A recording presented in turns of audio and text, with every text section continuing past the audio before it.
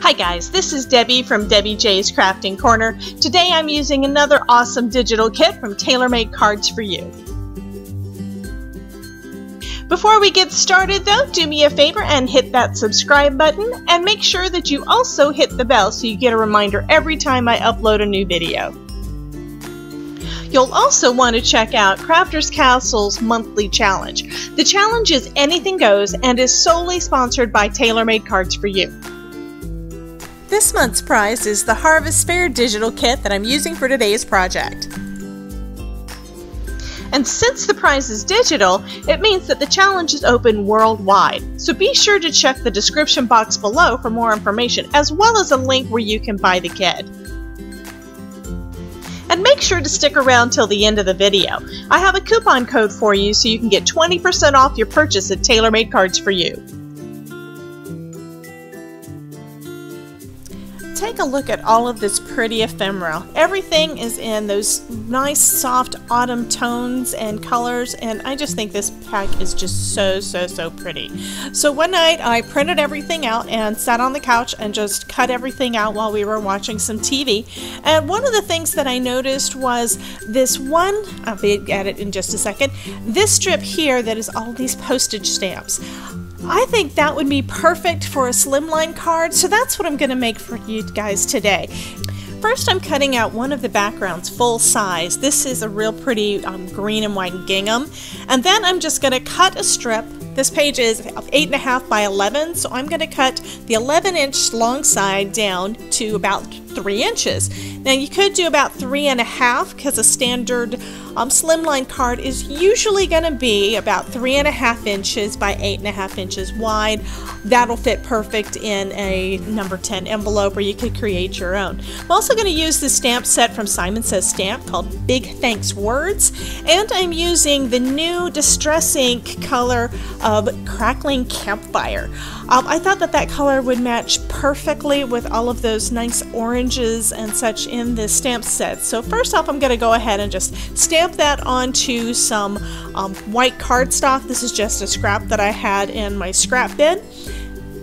So I'm going to go ahead and stamp that down, get good coverage, and then I ran it through my scan and cut and gave it a border.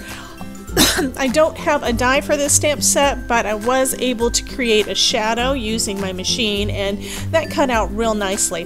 Next, I'm using that same ink, and I'm going to ink up the other end of that strip of paper. Don't waste any of it, and that way I can do a, just a mini sentiment to go on there as well. Next, I'm attempting to set this ink with my Ranger Heat It tool. Now, this is one of those things that I really need to practice more on because I don't really know how long it needs to be hit with heat in order for it to really dry enough to be able to emboss over it, which is what I'm going to do. I decided to add some more ink to that because it wasn't quite as dark as I wanted, so I'm heating it up again with that heat tool, and then I'm going to just test it out. And I'm going to use some white embossing powder on it, so first I'm going to just go ahead and pour some of that over it to see if it sticks, which it does. It is not anywhere near dry enough, but that's okay. I just brushed all of that off, and then I am going to use my powder tool on there before doing any stamping.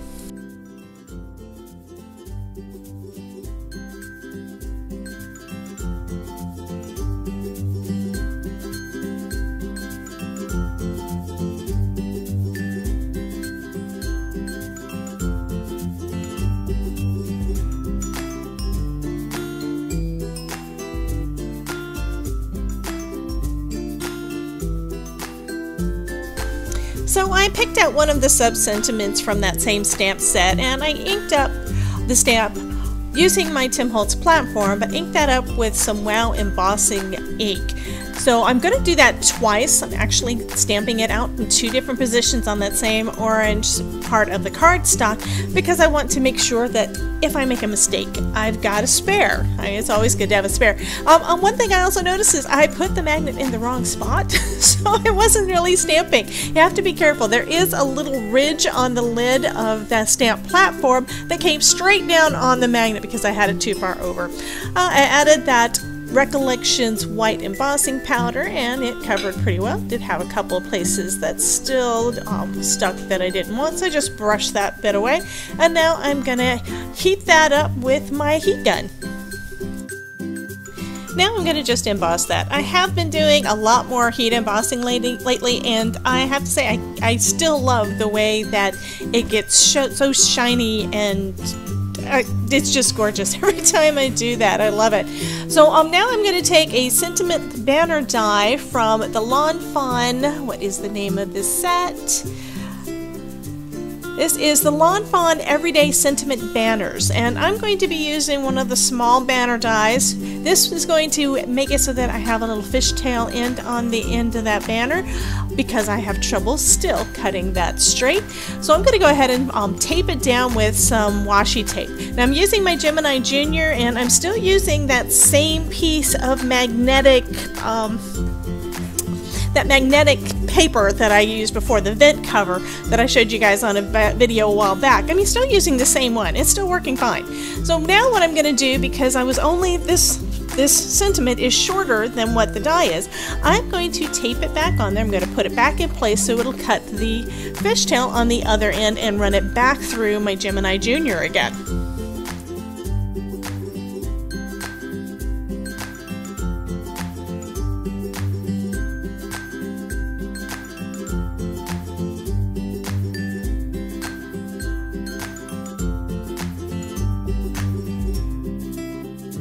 And it is perfect. So now I can put this card together. Next, I'm going to create a card base for our Slimline card. So what I did is I cut a piece of 8.5 by 11 cardstock at 7 inches, and then I'm going to score it down the middle at 3.5. Now my mini scoreboard, it doesn't go all the way down, so I am going to just flip it over and finish the score the rest of the way, and then I can just fold that right in half, and we have got our Slimline card base. And then I'm going to go ahead and just position everything on my card, see how I like it, and see what I mean. I probably should have trimmed that pattern paper a little bit bigger, but I still think it looks great the way that it is. Next, I'm taking some foam tape from Arteza, and I'm going to put it on the back of the postage stamp pattern paper that we're going to be using, and then I'm going to just position that in the middle of the gingham.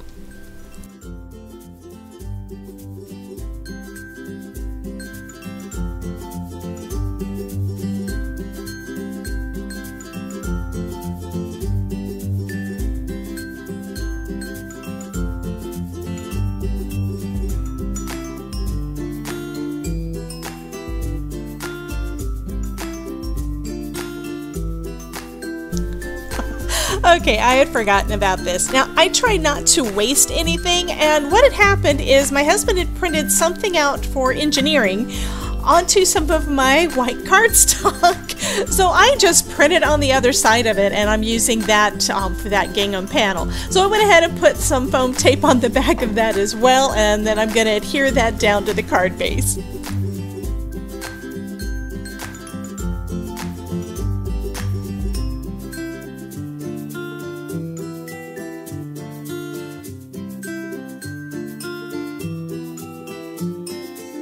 Now here I am just pulling back some of those little pieces of plastic, the release paper from the foam tape, to try to use as some handles. I'm also leaving alternating sides without having it pulled off, so that gives me something to hold on to a little bit better so that my hands don't get stuck in the adhesive.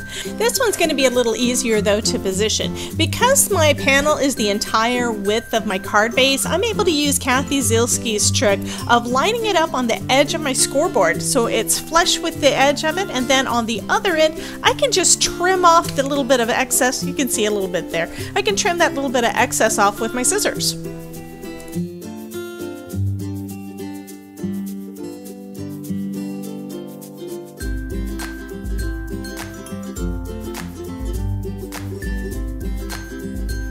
I'm going to be popping up the main sentiment, so I decided to just glue the sub-sentiment straight onto that card panel. So I go ahead and put on some art glitter glue, and then I'm just going to line it up with the bottom of those postage stamps. that looks good. So next, actually I changed my mind. I was going to pop it up and I decided instead to do it flat. So I'm also adding art glitter glue on the back of the thanks. We've already got 2 layers of foam tape, so that works out well. And I think this just is so pretty. The Crackling Campfire brings out those oranges in the rest of the design. I think that is just so nice. So as a final touch, I decided to add some liquid pearls in brass, just a couple of those scattered over the card.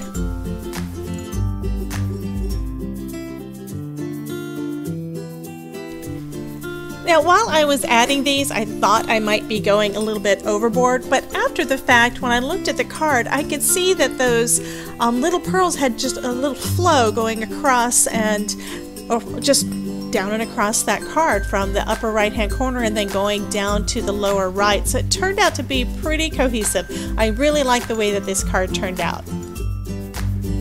After finishing this Slimline card, I decided to use the ephemera and make a second card, and you can catch that project video here. I'd also like to encourage you to visit all the other crafters on the team because I know they will have a lot of inspirational projects for you to see. As a bonus, Monica has generously provided a discount code for you. I'd love to see what you create, so come on and share your creations over in my Facebook group, Crafting with Debbie. There's a link to the group down below. Here are some other videos that I know you will be interested in. Thank you so much for dropping by, and remember, if I can make it, you can too.